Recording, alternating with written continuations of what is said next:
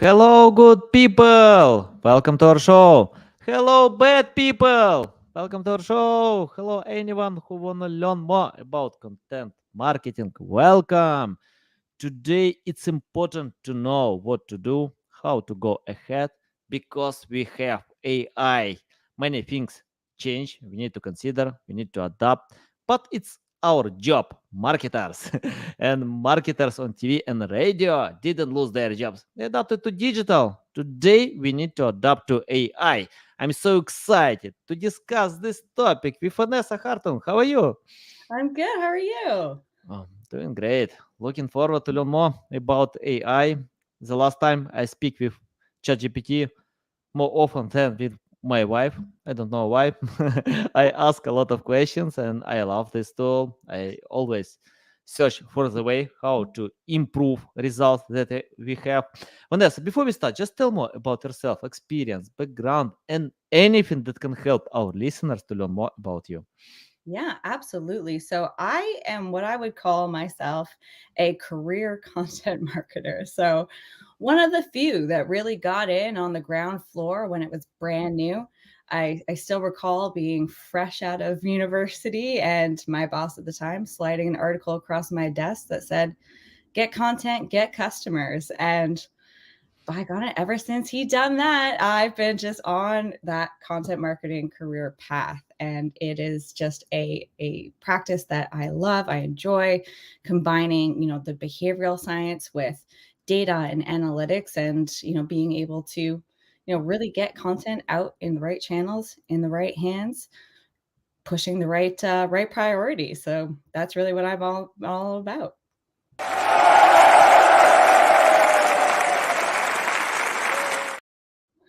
Ah, love it. Awesome, awesome. And you mentioned your boss told you create more content and get more customers.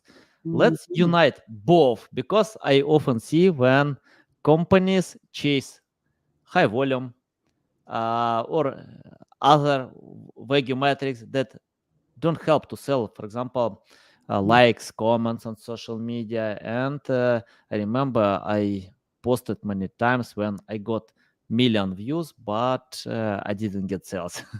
So I think it's important to think more about customer journey, about sales funnel. Can you tell how to do it? How to create this sales funnel and create content that will bring sales in the end? Absolutely. Yeah. So the most impactful way that I found doing this is creating a more value first approach. So taking that value based content, and this is especially true for the B2B audience. Typically that's, where I've been working in my career.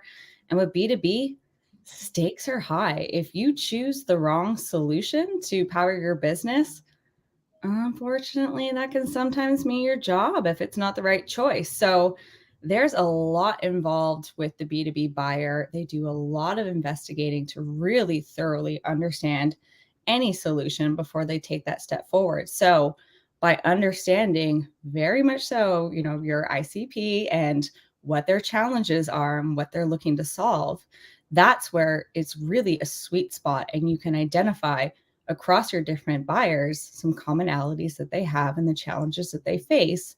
And you can use these commonalities to build a messaging framework that will fuel campaigns, content, social posts, events, podcasts, everything.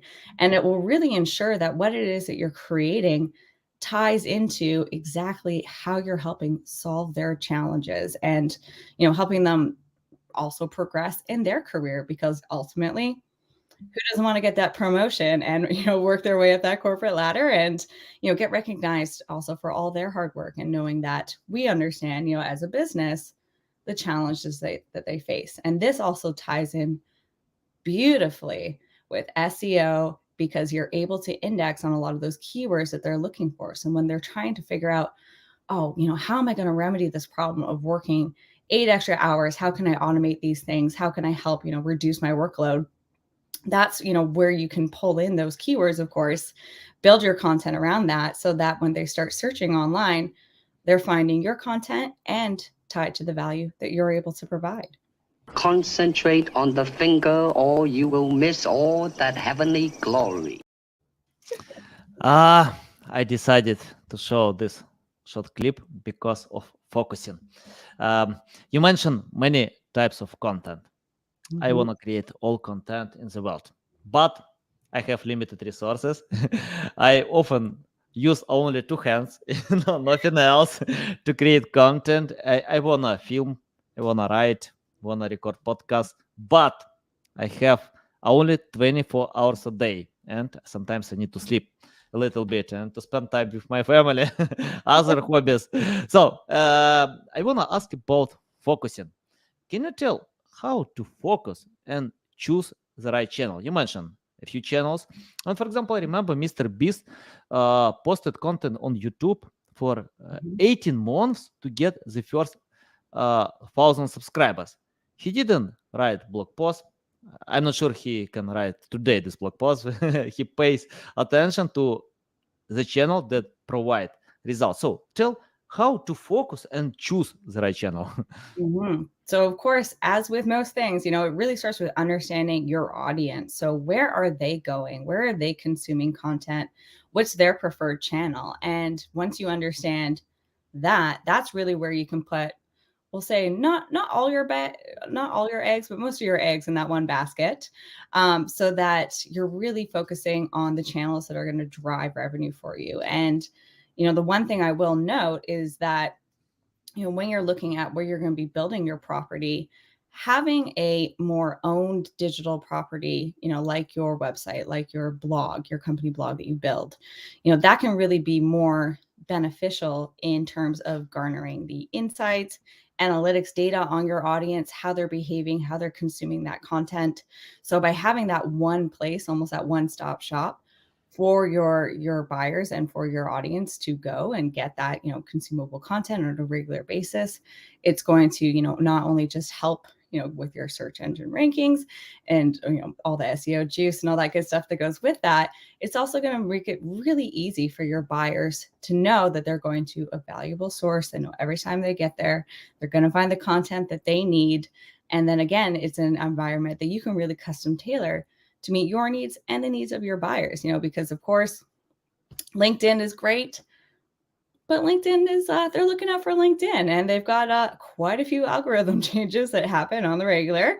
So keeping up with that in itself is a task and a half. So by having something that you own as a corporate entity, again, it gives you that ownership, it gives you that autonomy to be able to, augment the audience, augment the content as you see fit and as your audience dictates. Yeah, awesome. Yeah, I agree. Love it. But still, I have questions about loving specific channels because, for Mhm. example, I met a few clients who told me, for example, their audience on Instagram, but they don't like this channel. For example, my wife can spend all day on Instagram. That's okay. I can't. If you ask me, I can spend a few minutes there. I don't know what to do, to scroll these pictures. Probably it works for, not probably, it works for a billion people, but it's not my channel. And can you tell what to do for content creators who have channels, I don't know, like YouTube, like Instagram, like TikTok, LinkedIn, Facebook, but they don't like format? Because I often see people who can write trying to film videos, but for me it's better to pay attention to your strong side, to write. If you can write great text, it's better to do it, to adapt your skills to specific channels. Can you tell or advise us what to do?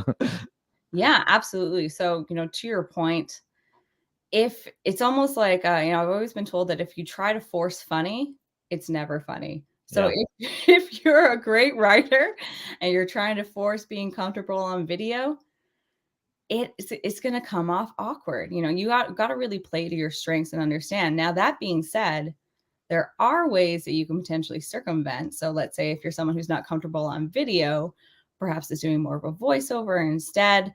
If you're someone who's not comfortable with social media, posting on social, consuming, content on social media, potentially it's, focusing more on driving that audience back to another property.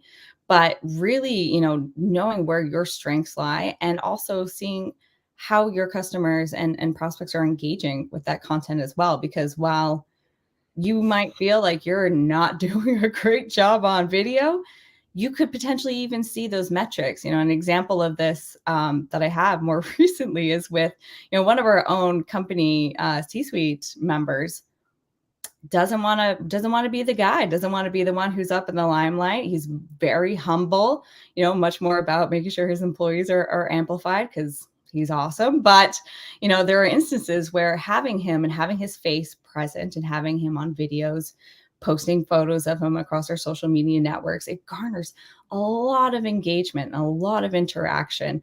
And, even though he might, get the ick and not feel great when he's doing it, the results really, speak for themselves. So it's a little bit of a, push your comfort zone and see, again, what your audience has an appetite for. Yeah, I agree. Love it, love it. I want to ask about something that Mr. Beast has, because I mentioned about him. He has patience, so he couldn't get results. After 18 months, he got only 1,000 subscribers. Today, he has plus 100 million, if I remember correctly, like plus 180 million subscribers, a lot. The same with PewDiePie. He filmed 100 videos to get 285 subscribers. Today he has plus 100 million as well, high engagement. And why I share these examples, because I often see when content creators lose patience. And according to data, most audio podcasters don't record more than 8 episodes because they can't get results with the first 8 episodes. For me, I don't know how to do it. I recorded plus 600 episodes with Neil Patel, Ren Fishkin, many great experts, but I have no idea how to get results after 8 episodes. Can you tell about patience? For example, I have my strategy. I need to go ahead.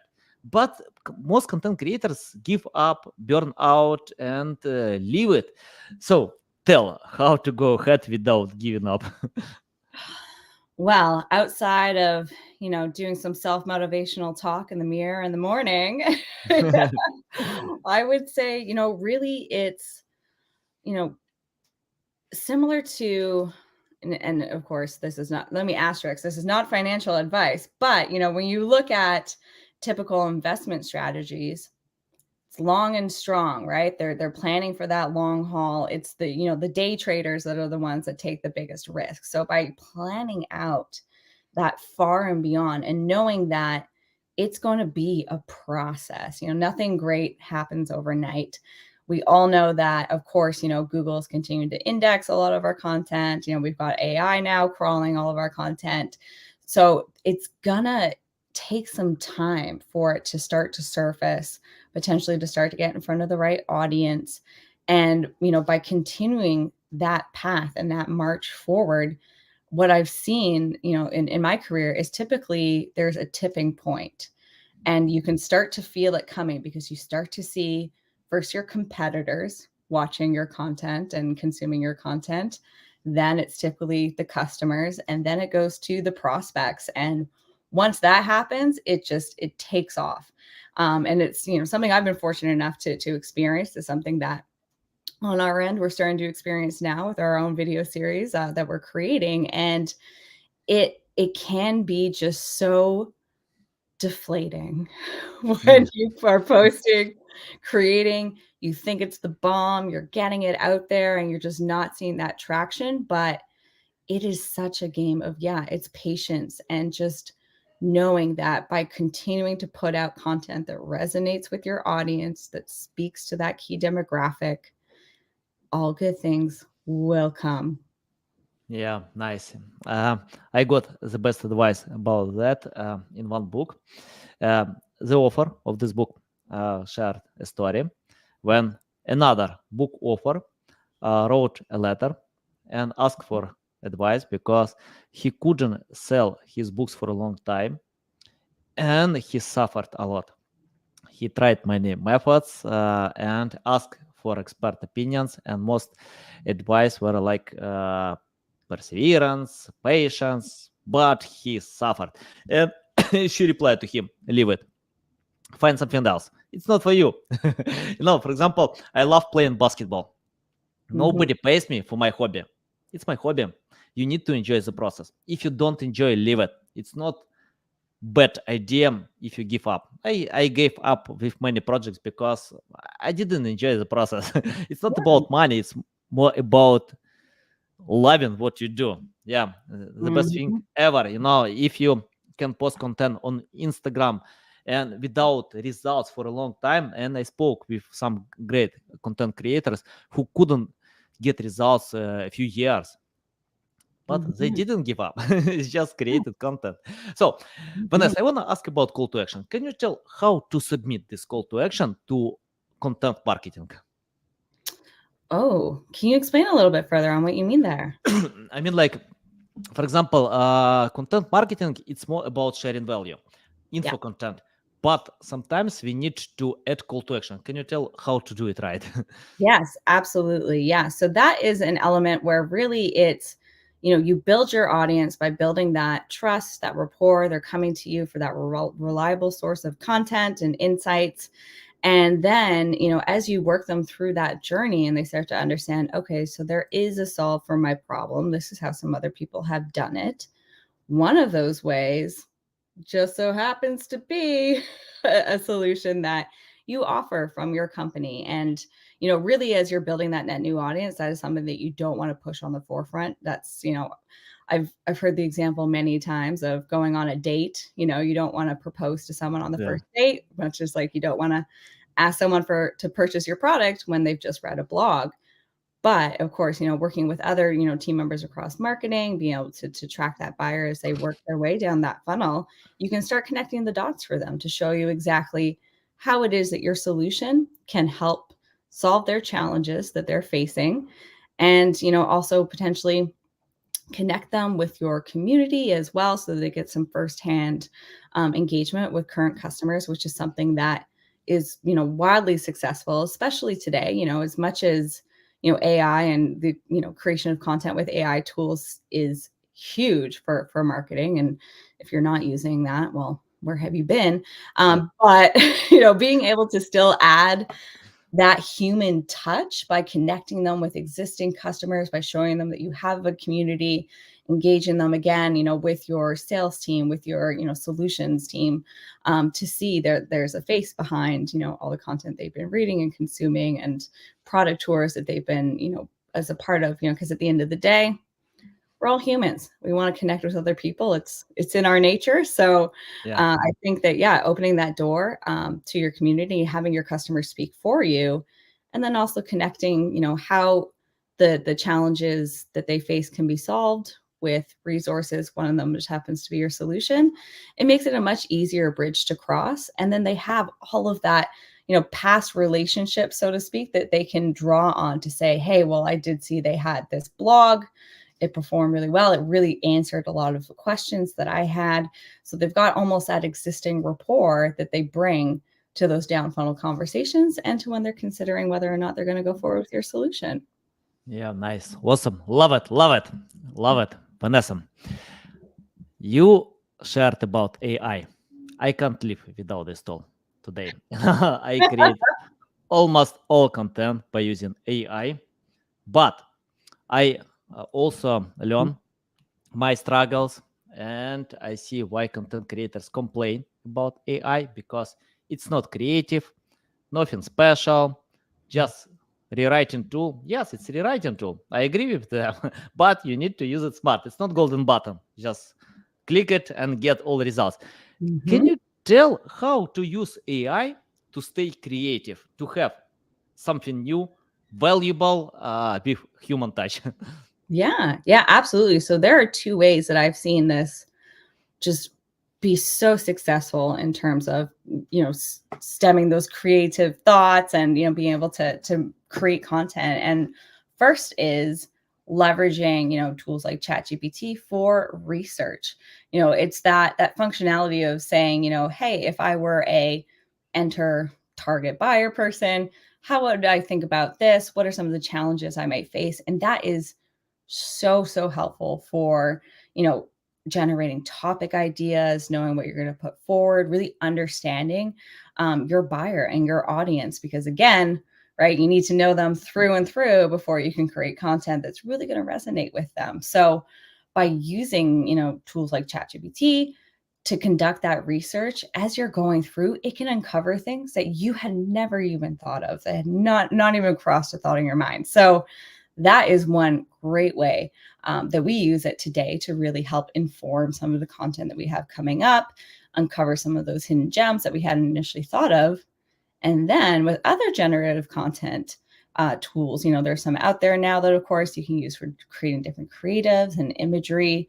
A lot of those tools I found do have, some little, copyright, we'll say stipulations there, but that doesn't mean that you can't still use those to help brainstorm and to think of ideas, and even to help with things like event planning. So something that, is, we'll say on the cusp of, content marketing, but as you think of, the content that's going to be fueling your different events, you can also use different AI tools to even envision how they would look on center stage, so that you have, an idea of, oh, here's how this video is going to show up. And it's really great for that ideation, and again, for coming up with things that you might not even thought of. A lot of the times in our jobs, I know for myself, it's often meeting to meeting to meeting to reviewing content to another meeting, review more content, get to another meeting. So there's not always that time, to sit and just have that, creative brainstorm. And, sometimes you just need to get something done quickly, or even to better demonstrate an idea that you have, instead of saying, hey, let me sketch this out for you on the whiteboard, and the whole team is subject to your stickman drawing. You could potentially jump into an AI tool and it can ideate it for you. And then you have something a little bit more tangible to share with people, so they can see exactly what you're thinking in your mind. Yeah, nice. Yeah, valuable. Vanessa, I wanna ask about writing prompts. For example, if you ask me to create content about accounting, I can't.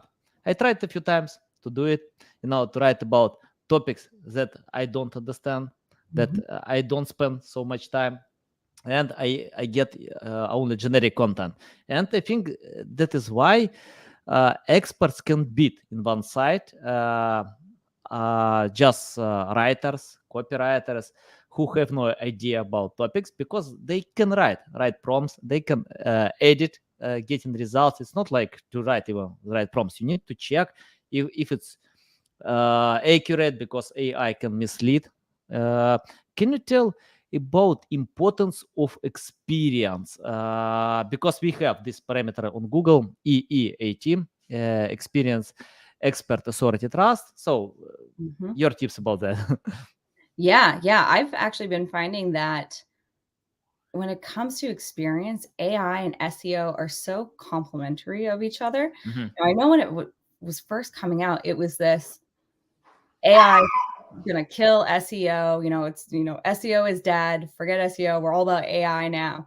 But that's truly not the case. They really work together to help create those better experiences, and to make sure that, when your audience is visiting your website, consuming your content, it is the right experience for them. All the right pieces are there. And so by using, different AI tools, you can, there's so many generators now these days, so you can throw, almost your web page or anything in there to say, can you give me, feedback on how you would better optimize this page? Or, so they almost go, AI and SEO almost go yin and yang together to help deliver that optimal experience to, your audience. And it's it really helps also expedite that process, because before it would be, okay, let's launch this page. Is it, optimized?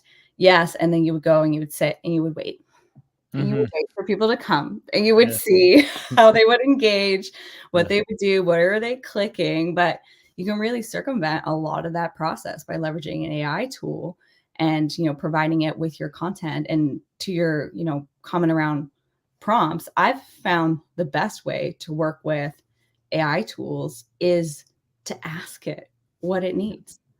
Well, I want to create this blog on XYZ. I want to create a web page on ABC. What do you Mhm. need to know to do this? Nice. And it'll tell you. It's that easy. It's so simple to use. Yeah, love it, love it. Vanessa, you mentioned about the process. I want to share my process. That was many years ago. I think I started my digital journey in 2008, and I have a team of jack of all trades specialists who, and all of them could create content plan, write, uh, edit, submit, promote. Basically, one person could do everything. And I gave them topics about, I don't know, like how to learn French. Um, Mhm. this people could write about this topic, submit, Google rank well, everything looks fine. Today, I fired this team. Google helped me to do it, and today we cooperate with experts who know the topic. But we have people who can find keywords or topics. We can cooperate with people who have experience, can create something new, unique, valuable. Then we optimize with editors. Then we ask designers to draw some Mhm. pictures. Then we cooperate with web developers, content managers. So a huge team. Tell about your process. I'm interested how you optimize the process, because if you create content today, you need to cooperate with team of experts who can do it. So any tips how to do it right?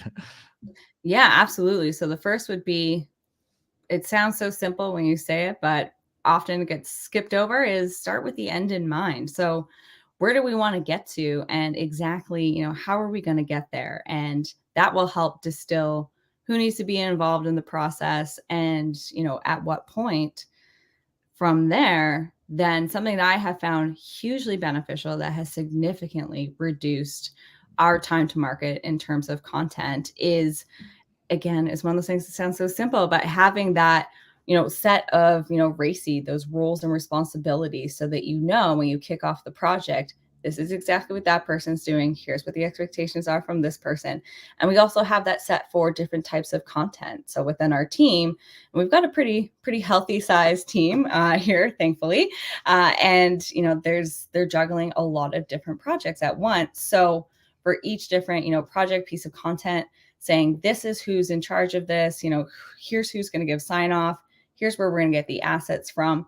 It really helps eliminate that back and forth, the questions or confusions of who needs to review this, the I call them the rogue reviewers, the people who just, come in at the 11th hour and say, why haven't I seen this? And then you can, say, well, here's the project plan. And if you want to get involved in the next project, we're happy to include you there. But for this one, here's what we're focused on. And then that way, we're able to really just set the ground rules up front and then go. And they're off. And, they're great with, creating that and then understanding the different workflows and processes there, which can take a lot up front, especially, if you're inheriting, a team where maybe some of the processes were broken, digging into that, understanding exactly where there's hangups, where, some things are getting stuck in that process can really help, again, inform how you're going to structure things going forward. And then again, just having all those checks and balances in place so that it's easy peasy to just go through and say, was this done? Yes, no. What needs to get done versus what are we doing again? Which happens, more often than not if you don't have it set up right at the beginning. So that's how I've really helped expedite getting content out to market on our end. Nice. Yeah, I like your process. But still, I want to know more about control. For example, I cooperate with great content creators who can post content on Forbes, on Bloomberg, Investopedia.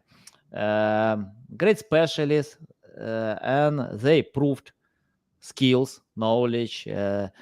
Some of their content can earn like 100K traffic, from Google.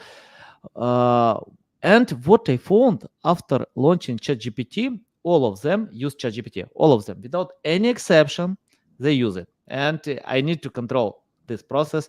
And even these people can cheat the system, and for me it's better to control because I need to get high quality content.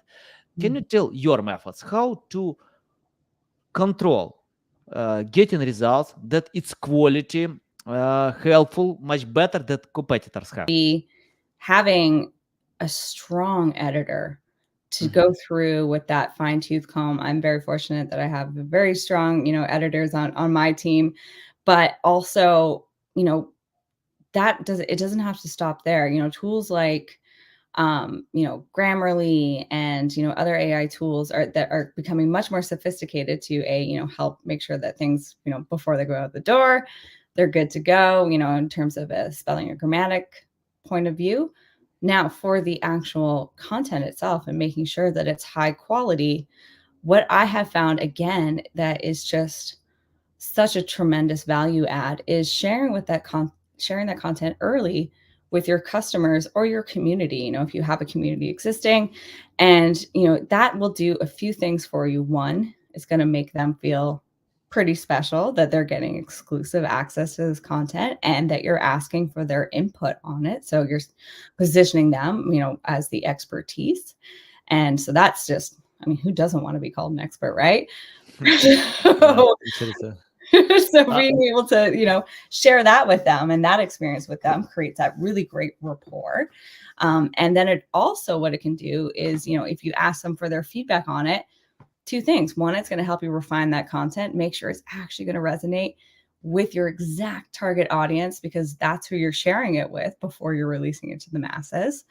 And that way you can make sure that all the content is updated, it's reflective of their feedback, it's sound, you're not saying anything too crazy, and it's accurate and actually resonates with them. But then it also gives you the opportunity to work hand in hand with your customers to secure some quotes from them, maybe some testimonials that they're open to sharing, to say, hey, I found this ebook, really helpful in doing XYZ.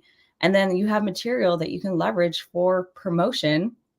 And it's got that social proof in it. So it's, actual people that are just like, your target audience.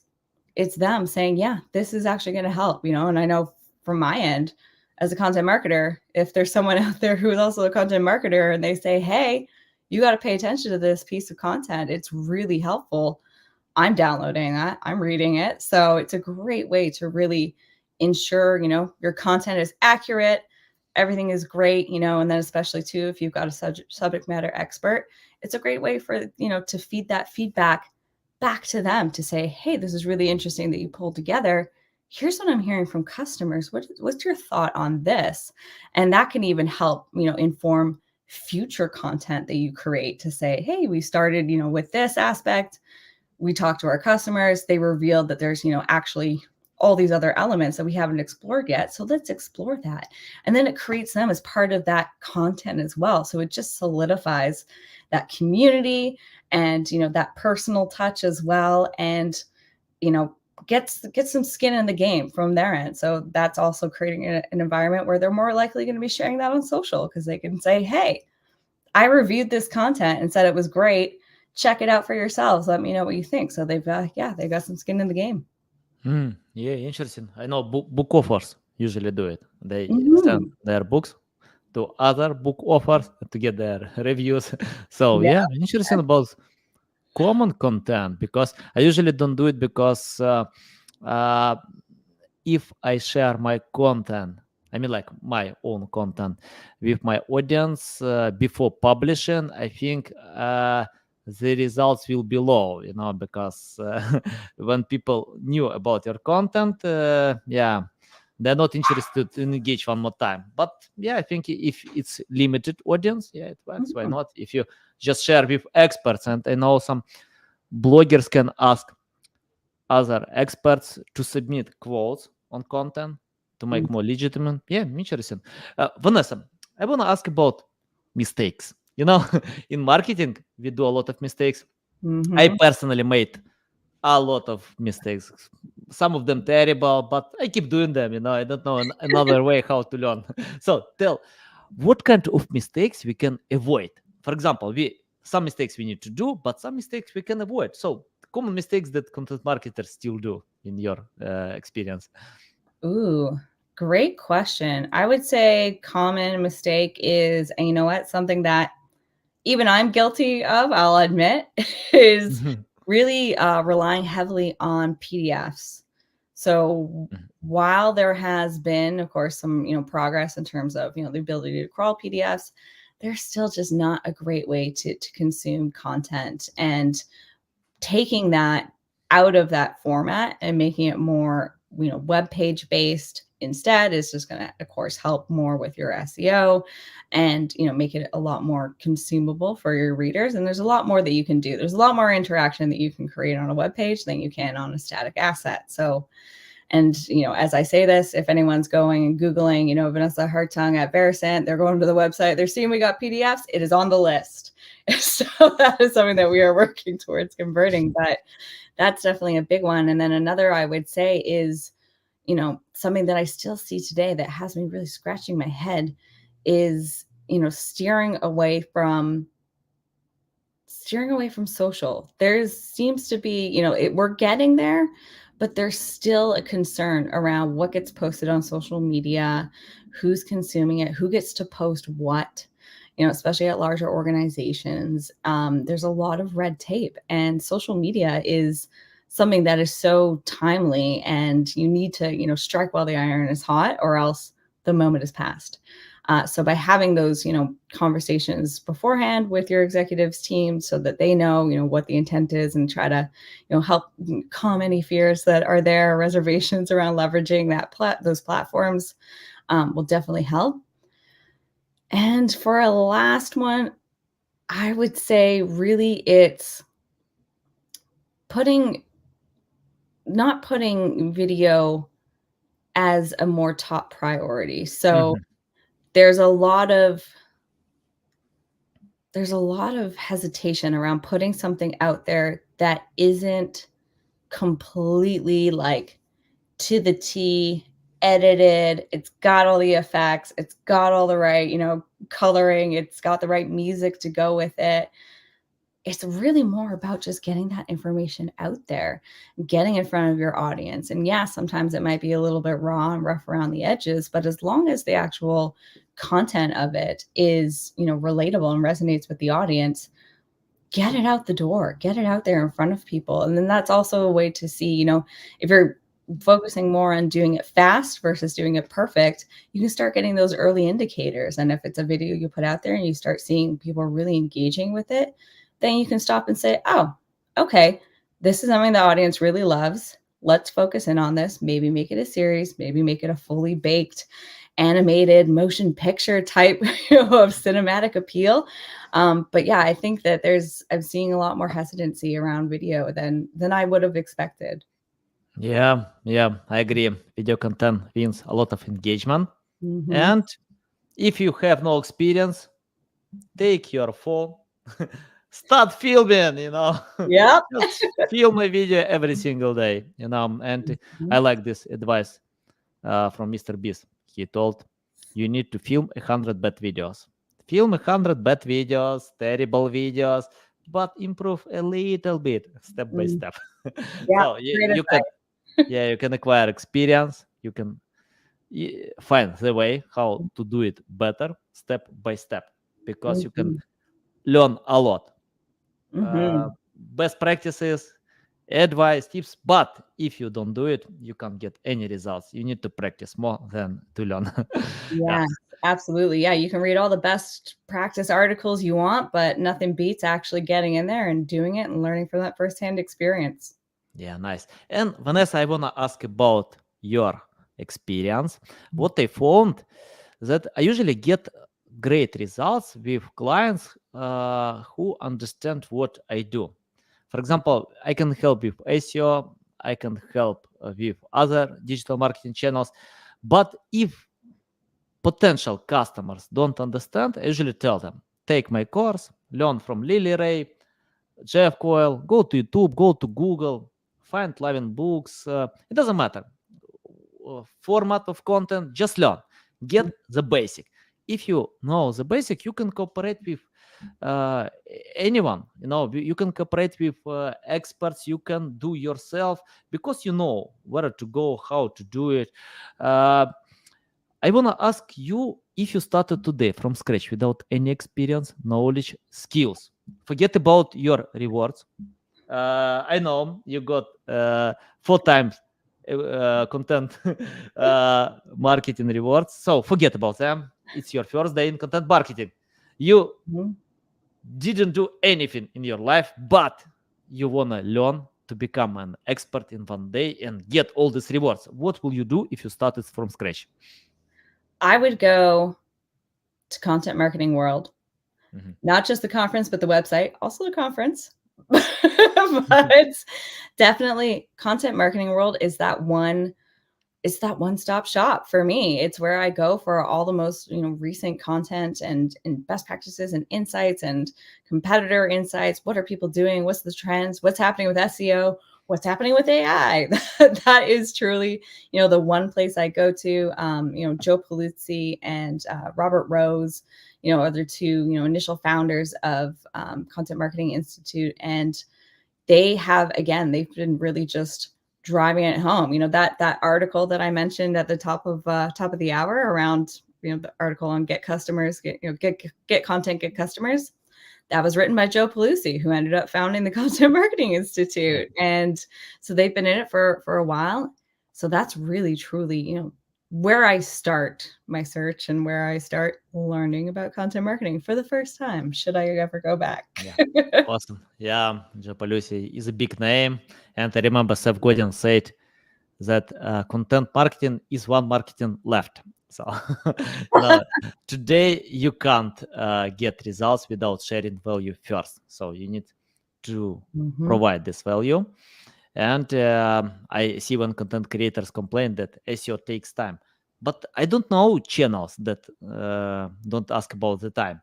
How to become an Instagram star for overnight? You can't. It takes time, years. Eh, Yes. on LinkedIn, on TikTok, everywhere it takes time to get skills, to get Mhm. experience, because you're not alone. Many other content creators that wanna get the first place.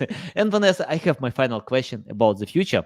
Mhm. I wanna ask you, take your crystal ball and let us know what kind of future will be. We have AI today. Apple is going to launch augmented reality Mhm. headset. We will see how it looks. But anyway, technologies are coming fast. So what kind of future will be in your vision in content marketing? I think that we're going to come full circle almost, and that human created content and experiences are going to become almost like a performative art. And it's going to become unique again to say, hey, this person, created, this video series, this experience, and really, having that, almost like that performative element to it again. I was talking the other day with one of our designers who does, things like calligraphy on the side, and there's an AI tool that does that now. But what an AI tool can't do is sit at, let's say a local fair and write out someone's name right, in front of them in that, moment of experience, and they can see it. So I think that what's going to happen is, AI and, content creation with AI, it's going to keep going. It's going to get bigger. There's going to be a lot more, just like when we saw with the, first, launch of, SEO. There was a bit of resistance at first, but then it was, everyone was all in. There was all kinds of articles that were created, almost a little bit of a flood of the market.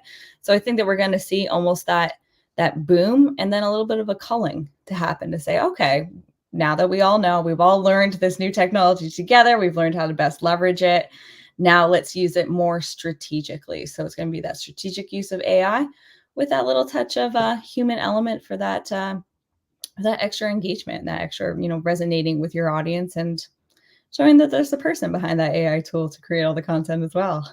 Nice, awesome, love it, Vanessa. It's a big pleasure to get in my show.